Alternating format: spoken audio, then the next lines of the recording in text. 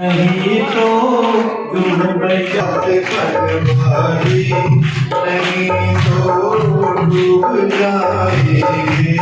पकड़ लो हाथ पनवारी नहीं तो डूब जाएंगे। पकड़ लो हाथ डूब जाएंगे।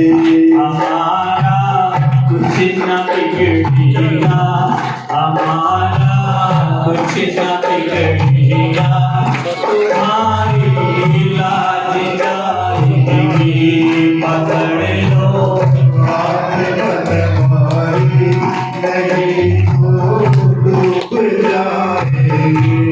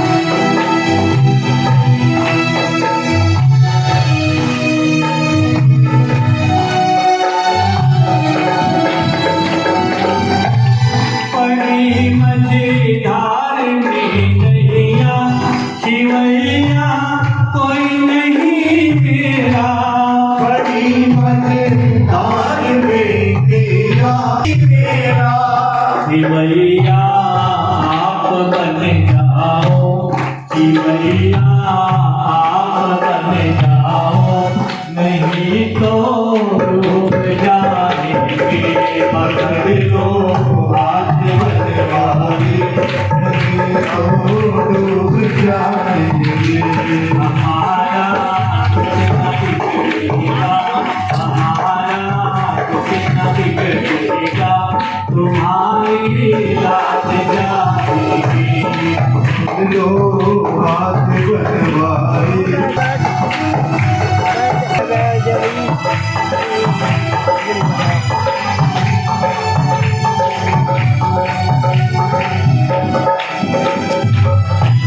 लगी है पाप की गठरी, वजन है पापों का भारी। पाप की गठरी बदल लगी है पाप की गठरी, ये गठरी आप संभालो तो बेड़ा पार हो जाए। पकड़ लो नहीं तो डूब जाएंगे। हमारा कुछ न बिगड़ेगा, हमारा कुछ न बिगड़ेगा, तुम्हारी लाज जाएगी। हमारा कुछ न बिगड़ेगा तुम्हारी लाज जाएगी। तुम्हारी लाज जाएगी। हमारा कुछ न बिगड़ेगा। बोले बाकी बिहलाल की, आनंद कंद भगवान की और राधा रानी अलवेली सरकार की। तो आज आपके गांव सालेपुर में श्रीमद् भागवत महापुराण का प्रथम दिवस और प्रथम दिवस से कथा पंडाल में बैठे मेरी माताएं बहनें एवं मेरे बड़े बुजुर्ग सभी के चरणों में मेरा कोटि कोटि नमन एवं जहां तक ये आवाज ये वाणी मेरी जा रही है साउंड सिस्टम के माध्यम से क्षेत्रवासियों को और नगर निवासियों को मेरी व्यासपीठ की ओर से जय जय। समय की बात है, नेमी सारण्य वन में 88,000 ऋषि मुनि इकट्ठे हुए। नेमी सारण्य वन कौन सा? जहां भगवान श्री कृष्ण जी के चक्र की नेमी गिरी थी, जहां भगवान श्री कृष्ण जी के चक्र की धुरी गिरी थी, नेमी गिरी थी, तो उस स्थान का नाम क्या पड़ा? नेमी सारण्य वन पड़ा।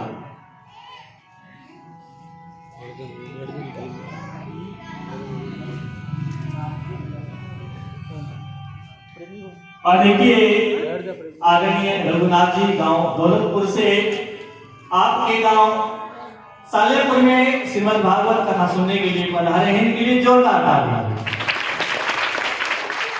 इनके गांव में अभी पिछले वर्ष श्रीमद् भागवत कथा हुई थी और मार्च में हुई, अभी इसी वर्ष मार्च में।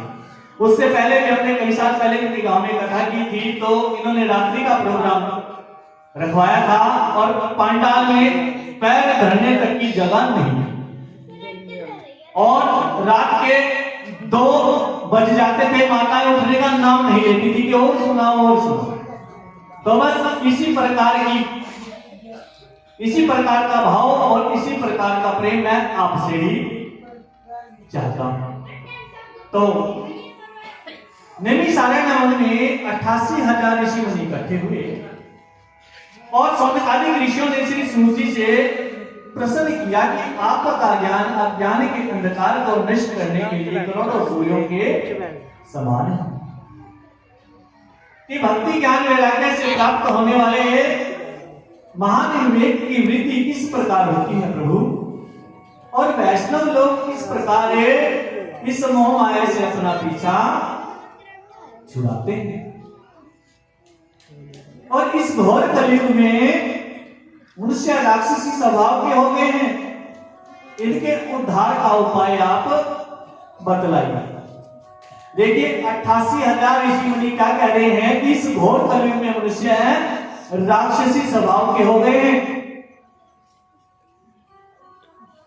यदि इसी गांव से कोई भी एक व्यक्ति मदिरा का भंडारा कर दे, मदिरा यानी दारू शराब,